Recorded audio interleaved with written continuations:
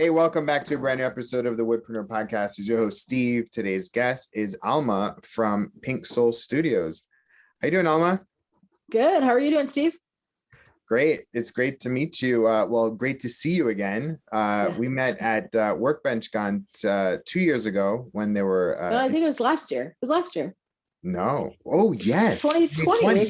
It was my last trip. In person. Yeah, in-person trip. It feels like 3 years ago. I know, right?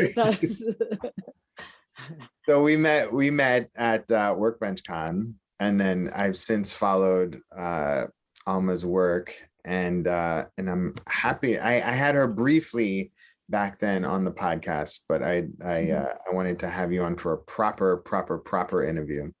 So why don't you tell everybody about your background? How'd you become a woodpreneur? How'd you get into this space? I've always loved making, like since I was younger. My grandfather was a woodworker. My mom was super creative, and between them, I just started doing stuff. I bought my first house in Detroit when I was, I think, 24, and so I couldn't really afford much else, and I started building stuff, just like pretty much everybody else's journey, right? Like you want the tables and the whatever. So yeah, I started building stuff little by little and got bigger and bigger.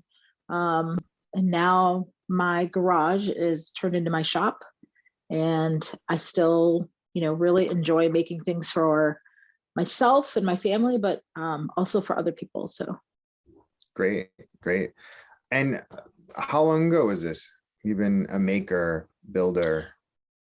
I mean, at least 20 years. But here in Chicago, when my son was born, I got back into it. I kind of left the sort of maker woodworking type things previous to that, and was doing a lot of rebuilding engines for smaller motorcycles and vintage scooters, mostly vintage bikes.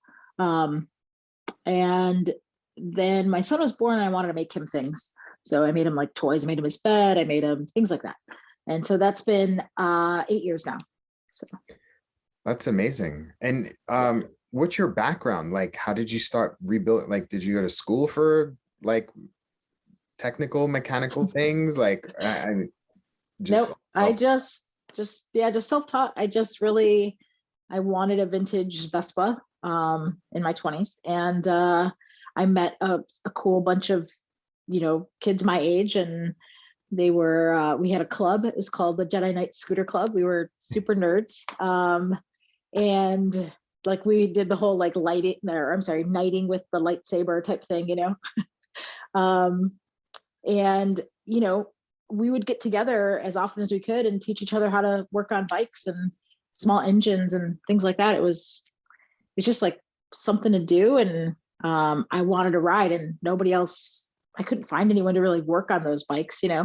So yeah, and it just grew from there. I started getting into bigger bikes and things like that. So, are you from Chicago? No, I'm from Detroit. Oh, you are from Detroit. Okay. Yeah, Southwest Detroit. Oh. When did you make the move to Chicago? I think it was 2009 or 2008. 2008. Okay. Okay. Yeah. What was when you started building your shop and getting ready to make it like a thing, like what was the first couple tools that you invested in? I would say for the first couple tools that I invested in back in the 90s was just the bag O tools from Ryobi. Mm-hmm. And those lasted me until, probably once I got into it again. They were like the basic DIY because I could do stuff in my house and things like that.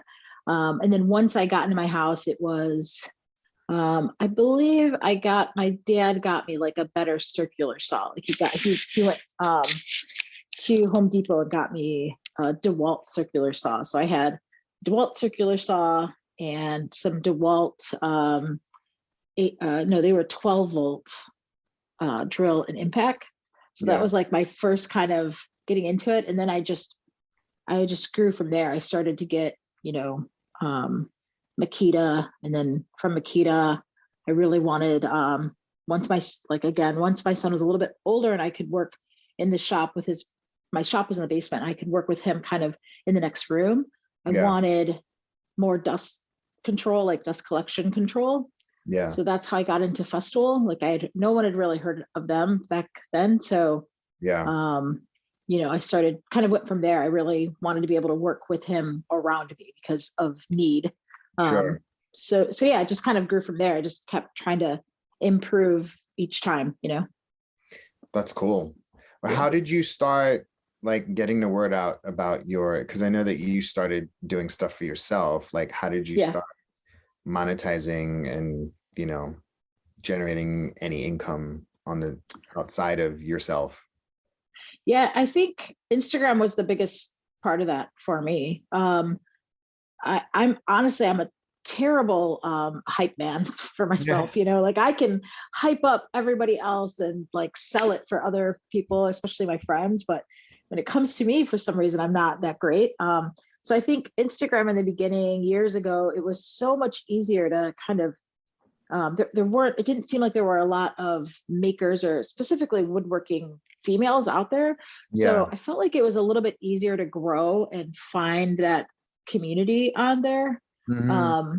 Before the As opposed to algorithm now. mess things up, right? Like exactly, right? Yeah. Like, I mean, it's ridiculous. Like, I don't know how some of these people that get on now and want to do that as a making a living on it. Like, I don't know. It is so much like a job now. So I think then it was Instagram. I just posted what I was doing. And anything that I was proud of, and people would start to DM me and ask me like, hey, do you do this? Can you make this? Can you make this? And I'm fortunate enough to be able to kind of say yes and no to certain jobs. But yeah, I'd say just Instagram. A lot of my clients in the beginning and even still now are other makers, helping them, especially once I got into CNC work, making templates for them or things like that. Like, or, I got really into making push sticks once I got my CNC. And so the majority of my sales were other makers. So it was cool to see that, like, that is being able really to support. cool. Yeah. That's And then there really were like cool. squares, custom squares. Like everybody wants to see their logo on things. And I was like, bet I can put your logo on that. Like, yeah. yeah. Especially, I mean, if you look at, Alma's Instagram, Pink Soul Studios, like you're, I feel like you see a maker and they have like a style, and maybe their style is a little bit like refined, or sometimes their style is a little like techie, right? Or like, and your style is very, it's actually interesting how you call yourself Pink Soul, because it feels like the work that you do comes from your soul. Like it's stuff that you want to do, that you're passionate about, right? Can you talk about that a little bit? Yeah, I'm glad you say that and point that out, because I feel really fortunate that I do get to pick and choose jobs that I want to do and projects that I want to do, because it's so much time. I don't do this necessarily to make a living, right? Like this money is extra. So it is nice to be able to, like you said, put my heart into things. I try to with every project, and yeah, I mean, I don't feel like I have one certain style. I do like using a CNC. So I think if there's anything like, maybe there's that about me, but yeah. And the name Pink Soul is actually my name translated from Spanish. So my first name is Alma, and it translates to soul, and my middle name Rosa is pink. So that's where that comes from too. There you go. I took French in school, so. You still speak French? Yeah, a little bit. Yeah. Oh, that's good. That's good. Yeah. But I guess, well, the one thing that I think about is like, especially for you, when I talk about building your company, like building your Woodpreneur company, and building your your business, I always talk about brand, right? Like there's three parts. It's a, like I call the Woodpreneur method. It's like branding, community, and sales, right? First you need to build a brand. People need to know who you are. It's beyond the logo. It's like what you stand for. And like for you, it's like, you know, you're about, you know, rights and kindness and equality, and like you're not afraid to say like, you know, who you are, right? Like, and you built a community around that, and it's other makers, and it's other makers who vibe with you, right? And then I've also remember seeing you like when you made that Nintendo Switch holder thing. Oh yeah, yeah. And then I think, did you make a vinyl? Did you make like a vinyl? I made a bunch of uh now playing stands, which is one of my Yes. products. Yeah. Yeah. And so like you literally followed the formula, and we've never worked together like that, but like you No. literally followed the formula. And well, I guess my sense is like, my question to you is like, how did you build that sense of brand? Like, whereas, you know, like, because you have a very strong visual identity. Like, where did that come from? How did you develop it? How did you even start? Um, I've always been pretty artistic. I did originally intend to be a graphic design artist. I So see that. Like you have that vibe. Like yeah, do you know Photoshop and stuff? Like, do you know Illustrator? I I do know a little Illustrator. Photoshop I'm not great at. You know, I try to utilize my iPad as much as I can. So, you know, Yeah. learning those apps on there to draw. I feel like it's just so easy to have around. Yeah. Um, yeah, I mean, it's really, I think maybe that branding, and it is important to me, right? Like I'm not the hugest fan of pink, but Mhm. like it works, right? Like you're gonna in a when you're scrolling and you're looking for woodworking and you want to stand out, and everything's brown, right? Like every Yeah. wood thing, every wood logo is grain and brown and you know, Yellow and um yeah. or black and white, or right, like it's all Yeah. like the same, you know. And I'm just talking like just like wood is just brown. So how did I, you know, try to stand out? So that's why I think I use that so much, because I know Mhm. it's a pop. It's that crazy pop of color. It's not super annoying. Yeah. You Yeah. know, I think Yeah. it's important, right? Yeah. And then just in terms of like building that community around yourself, because like again, you made you said a lot of your clients are makers, right? Mhm. Like how did you decide that, was it a conscious decision to like sell to other makers, or like was it Um, by accident? no, it was by accident. Yeah. You know, it really started with the push sticks. I can't even count, and I lost count after 100 push sticks that I had made for other makers. Like I just stopped. It was by accident, but when that started, I was like, huh, this is cool. Like I want to do things for, it's not like I was making money on these really, you know, like Mhm. I charge 28 bucks and that includes shipping. When you think about it, like that's time for me, you know, designing and making sure that it looked good in a program, that's putting it in the CNC program, that's time on machine time, and then packaging, like material. Like I'm making nothing on those, but it was so fun to be able to work with other makers on all that, you know, and for them to be so proud of that, to have that in their shops. Yeah. That for me was really important. And I think that's what comes across is I'm not just making these to, you know, gouge and take money from my other makers. Like I really wanted to help. And again, branding is important. So what can I put your brand on that you need? You know, I also made squares for a while too. And yeah, I mean, I think that's what comes across for people and why it's easy for them to work with me, because you know, I, I want to help and I want to, it's fun, you know, like Yeah. Yeah. having that community. How did you make that switch, or like, because now you're like a brand ambassador, like you're doing like influencer type deals, right? That's part of your business as well. Like how did like, who was the first one, and how did that come about? Um, well, I went to Workbench Con, and I actually, the first one that I went to, which was probably, I think, 4 years ago, I really just wanted to go meet everybody because I That you were knew all friends these with on influencers, yeah, online. right, Yeah. on IG, and just listening to people talk about it and how anybody can do it, and the way it really started for me to realize that, wow, I could do this too, was I was at Workbench Con, and I was hanging out with like some new friends, and this girl walked up to me and like had to meet me. She's like, "Oh my God, I follow you. You're Alma. And I just want to thank you. Like, it's so important, like, to see people like that look like us on there, and you're doing it." And at that time, I had quite a few followers at the time, but she was just like, "I'm rooting for you, and I just want to thank you. Like, it's so cool."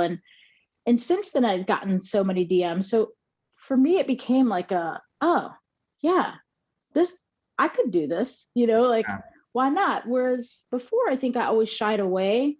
My first Instagram post, for the first year, you never really saw me, maybe even 2 years. I would always just pick, like, photograph what I was working on, and I stayed Mhm. behind. And maybe that's a cultural thing where um, You don't I want to didn't feel push like yourself out there like that. yeah, like, it's something in there because I've talked to other people about it. Um, so that's when it became important to me. And I think that was probably maybe 2 or 3 years ago. And some Hmm. of the first brands were probably Ball Control was one of them. Um, a lot of it was for product, I think. And it wasn't until last year that I got my first paid partnership, and that was with Festool, That's which for me was the biggest and like most amazing thing to happen because that's like the baller. Like you just went straight right, to, you went from like you didn't even go to minor leagues. You just went straight to the top yeah, you're right, with and like with the GS, tool company. right, Like, right, and that was years in the making of me, yeah. partnering with them, and constantly, I did training with them at first. I went to training with them 2 years ago in Texas, and with Rubio Monocoat. So, you know, I think that's where it starts, is building those relationships with not just other makers, but other brands, right? To see, because if you looked at their feed before, so they actually featured me in their um, Instagram and all their socials for Mother's Day, and I think it was 2018. Yeah. Um, and before, like, there were no brown people in there before, barely any women, right? Yeah. So I think building that relationship with them, and really with a lot of the brands that I do, like, really try to make sure that it's a brand that's going to be open to that, right? Like, Yeah. so yeah, I mean, I felt really lucky for that too. Um, and making that switch, really, just, that's what did it, was a few years ago, just getting people to say, like, how important it was, and to see that, Yeah. Yeah. That's really cool. And then, like, where do you see your brand going? How do you see, like, what kind of stuff do you want to do more of in the future? I love doing collabs with other makers right now. There was a video I collabed with Maker Gray, Erin from Maker Gray, and Mhm. she just released her YouTube video on Sunday on a plywood cart. So I designed the cart for her. It's a Great. plywood storage lumber cart, and I did the plans. She did the video. Um, so that was fun. So I'm doing a few more of those. We've got another idea in the works too. Um, and then I think I just really love. I'd love to be able to crank out more product that like, I really like. I mean, it's so simple. Like, I love making signs that people want to put up in their house. Like, Yeah. Yeah. Yeah. so things like that, like, just small products that, so more so, just keep me really busy. And um, yeah, I'd like to see that in the future. More, I think, on the business product side, which I haven't done yet. Yeah. Yeah. Yeah. Yeah. I mean, I could totally, you know, I So a lot of times I talk about, you know, sometimes you can have a geographic advantage to your business. Sometimes your advantage could be the strength of your brand or your personality. Um, you know, other times it could be the type of tool that you have, right? Mhm. And so like, I work with a lot of people, there's no kilns around. So if they have a kiln, they're making a lot of money because there's no Right. nowhere to Right. get, right?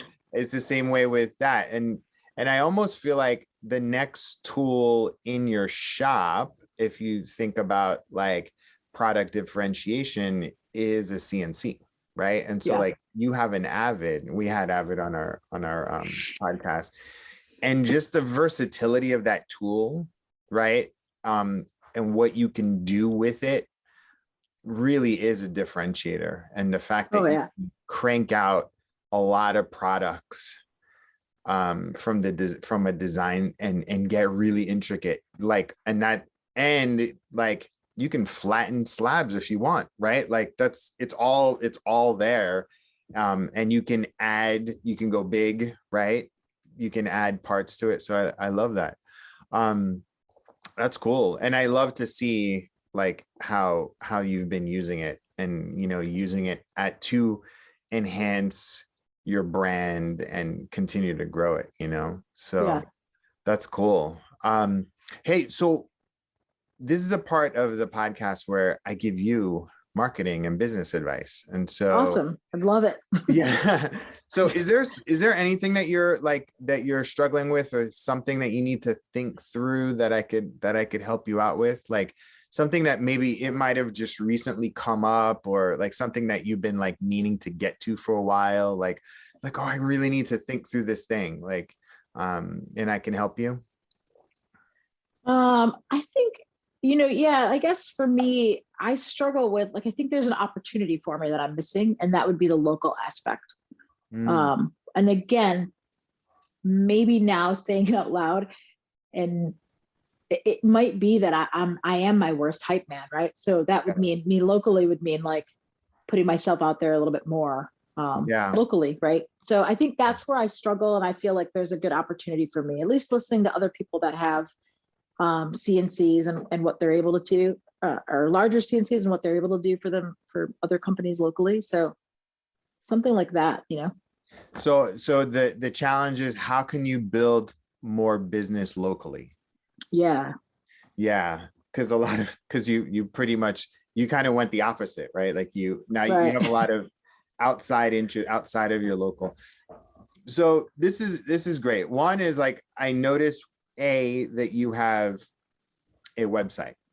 Mhm. And so I tell everybody, you need a website.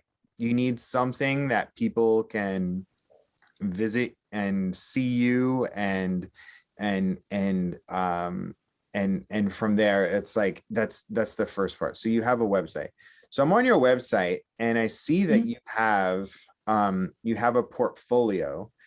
The one thing that I don't see on your website is um a call to action. So like Pink Stole Studios, Alma, Rosa, Villalobos, like it needs to say, and know it says maker of things, but um, it should be like, I make these three things, four things, or anything that you can, think of. Okay. Check out my portfolio, right? And you have it there, but it kind of needs to be said. So that's one thing. Another Okay. thing on like on a so you have it says Chicagoland. It has a contact us. I would change the contact us to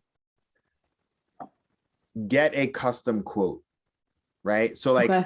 So like change the mindset of like contact, because like contact is probably for like potentially brands, right? To reach Okay. out. But like if you really want to really go in that direction, just say like, put add a you have your shop, right? Which is great. I would have portfolio, Okay. right? This Squarespace? Yeah. Yeah. So I would have portfolio, and then just put all of the things that you've built, a little description, and put a call to action on there. And you could do this fairly easy because you can do anything. And so portfolio, and then just say, quote, get a quote. Okay. You can add that as on the top. So I would, so like, I know you have tools I use. Are those affiliate links? Yeah, those are for affiliate links. I'm gonna write this down. Well, your podcast is coming out Thursday, so you can listen. So listen to it again. yeah. But so listen, the I like that. Do you get a lot of money from your affiliates? You know, I don't get a lot, but I didn't get it at first, and recently I started putting links in my social media more. Yeah. And yeah, I do. Like I definitely saw that jump. So I think if I put more into it, yeah, and really talk about that stuff, it's good passive. Yeah. I mean, tools I use is an interesting thing. I kind of want to bury it under about and have it be like a drop down so that it's not taking up space, because then you can switch, take that out, put it under your about us. And then, because I really like the blog. The blog is perfect, right? Yeah, I definitely want to start doing that more. Yeah. So, and I'll tell you what to put for the blogs, right? And so, so you have your about, you have your blog, you have your shop, you have portfolio, and then contact. And on the contact could be the quote page as well, right? And then I would move the tools I use to about us. Right. And then, so that's what I would do on the website. The other thing that I would do is, how do you feel about having your address out there in the world? I know that you don't, and you could say by appointment only, right? But having your address out there in the world as like a business. I probably no. Okay. I have another. I do have, I think I have a PO box. Perfect. Yeah. Perfect. Yeah. Great. Is it like a PO box or is it a mailbox? It's a PO box at a post office. But it doesn't say PO box in the address, does it? It says it's a PO box. So there's a thing called Google My Business, right? And if you use Google My Business, and then all of your maker friends and everybody that's ever bought from you, they can leave reviews under your Google reviews. Okay. And then when people search for CNC, Chicago, whatever, the people with the most reviews end up at the top.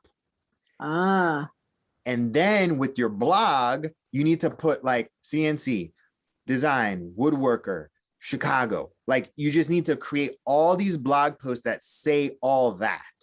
And then in your title and in your like all of your copy, right, on your website, make sure you put like Chicago, woodworker, CNC design, like make sure that it's littered with all of the things that people are searching for.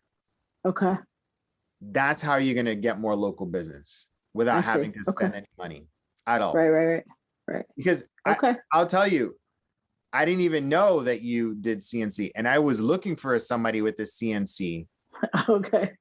There's like 2 people in Chicago that do CNC, and they're too big. Right. They're too big to do the project that I want to do. Yeah. You know what I mean? And so you have a competitive advantage, and they're all like all the way on like southwest side, like deep, you know, someplace very far. And Niles is just right there. Like, right. So anyway, that's what I would do.